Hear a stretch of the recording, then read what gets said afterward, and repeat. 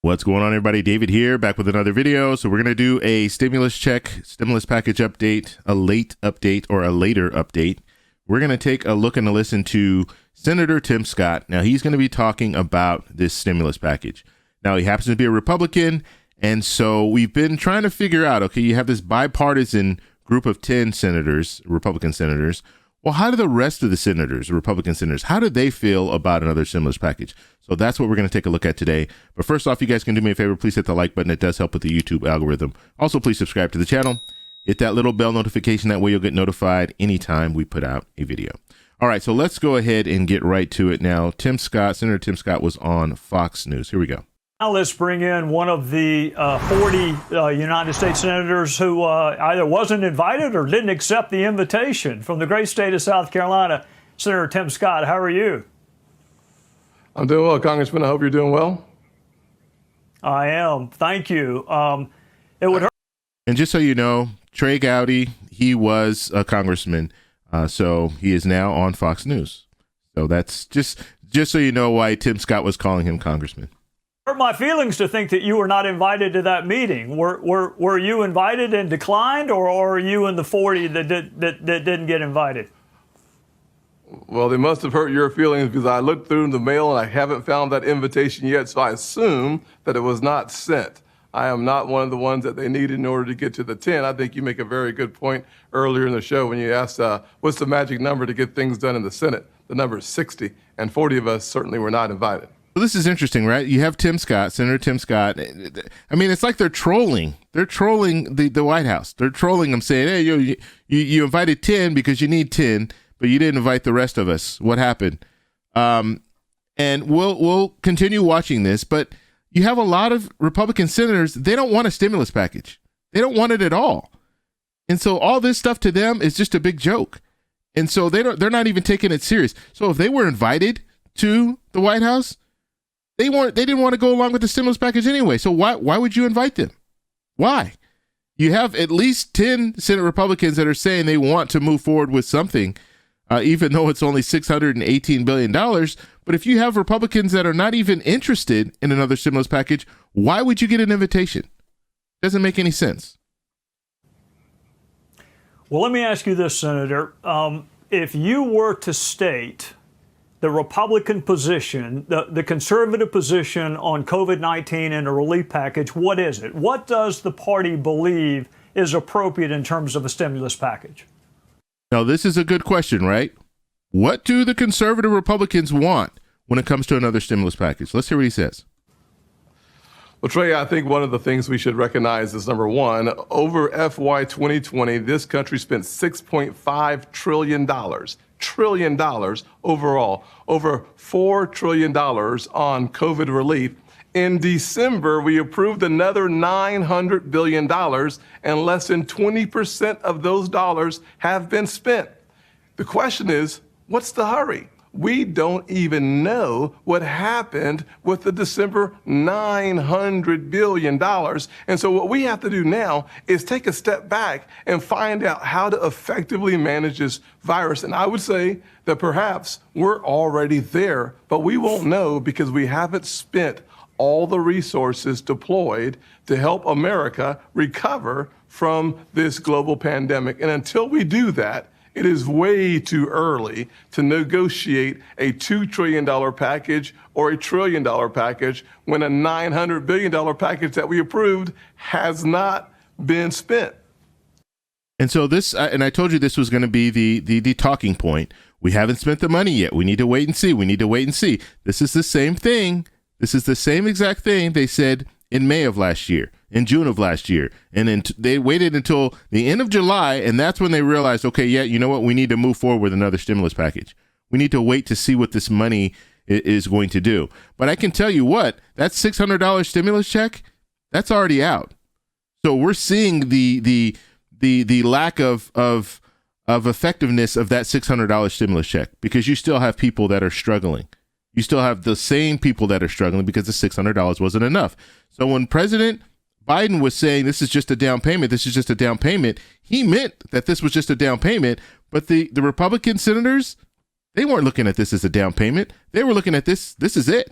We're not going any further with it. Now, hang on a second, Senator. I got to stop you there. That was a revolutionary thought process that you just had. Wait and see whether or not the money worked before you appropriate more money. Is that the revolutionary thought that you just espoused on television? See if the other one works, and then we'll come in and plus it up? But like I said, they're just trolling the White House at this point. They're making a joke out of this whole thing. I mean, we're in a pandemic. We have people that are struggling, and they're saying, "Oh yeah, you know what? We're just going to wait. We need to see where all this money goes first, and then we can move forward." I mean, they are literally just making this a big joke. Absolutely. I mean, in South Carolina, you don't spend the money you don't have, and you certainly don't spend it before the money you already spent has been spent. I know that's a lot of spending, but at the end of the day, we should not move forward until we understand and appreciate how the $900 billion, for instance, Trey, 80 billion plus was to reopen schools. Have they reopened? How do we measure that? Well, there's a lock that comes off the door and the door opens, kids walk in. Let's just use common sense to decide where we are and is that good enough? All right, Senator, I want to ask you about one of your old colleagues, the Senator from California, Kamala Harris. She appeared to me over the weekend to be putting pressure on Joe Manchin and Kyrsten Sinema. You know Joe Manchin and Kyrsten Sinema. I don't think they're going to be susceptible to pressure from Kamala Harris, but maybe I'm wrong. Well, I think you're right, especially when you start having the vice president talk about destroying coal jobs in West Virginia and suggesting that the thing they should do is to go find landmines. Number one of the reasons why America thinks of D.C. as a swamp is too many politicians talk about things they've never done, be a coal miner, and also refer to things they would never do. Sweep for mines. We should thank God that we have a military that went forward in looking for ways to take care of the landmines. But why would you send a coal miner there who's really good at coal mining but has never been in landmines? That's just ridiculous hyperbole coming from the vice president. And it's just it's sad to hear. But good news is those two centrist Democrats that you talked about, they're not easy to persuade by using that type of hyperbole. All right, so there was Senator Tim Scott. So it gives you kind of an idea of what the conservative Republicans, how they feel about moving forward with another stimulus package. So you saw there, it's clear that they do not want to do anything. They don't want to do anything at all. I mean, I think that's, and this is my opinion, but I think that's the way that they're presenting themselves. They don't want to move forward with anything, but they still want to wait anyway. So even if they were talking about a stimulus package right now, they wouldn't vote for it regardless. They want to wait to see the effectiveness of the $900 billion, that down payment that we were talking about. That's what they're thinking. Okay, well, we need to spend all that money first, and then we can move forward. Now, remember the CARES Act, they still didn't spend all that money in the CARES Act. They didn't spend all that money until they had this $900 billion bill that was signed in December. So it took that long to spend some of that money because it was earmarked for certain things, and that's what they do in bills. So you can't just spend money for a variety of different things. Like he was talking about the schools, that money has to go to schools. So if you have gaps in other places, if that money's gone, the money's gone. They can't replenish that money. And that's more of a reason why you should be looking at, okay, we need another stimulus package because some of that money has already been spent. He said 20%. Okay, let's say it was 20%. So if money has gone out already, that 20%, and let's say the stimulus checks have gone out already, and that hasn't helped, well, then you need to top that off. But you can't top it off if you're going to wait and see how all the rest of the money's doing first before you move forward. So, like I said, this is one of those situations where you have some Republican senators that do not want another stimulus package, and it's clear here that they don't want another stimulus package, and they just want to troll right now. They just want to be out there just saying, hey, this is a big joke, and why are we even doing this? It doesn't make any sense, and that's why I think budget reconciliation is the way to go. When you start opening things up, you start to see that you have politicians that don't want to move forward with anything, and they're just going to mess with you anyway. They're complaining about not being invited to the White House, and they have no intentions on moving forward with another package. So why would you be invited to the White House? You're not even on the same level. And even the people who were invited, they're still not on the same level. They want $600 billion when the offer right now is $1.9 trillion.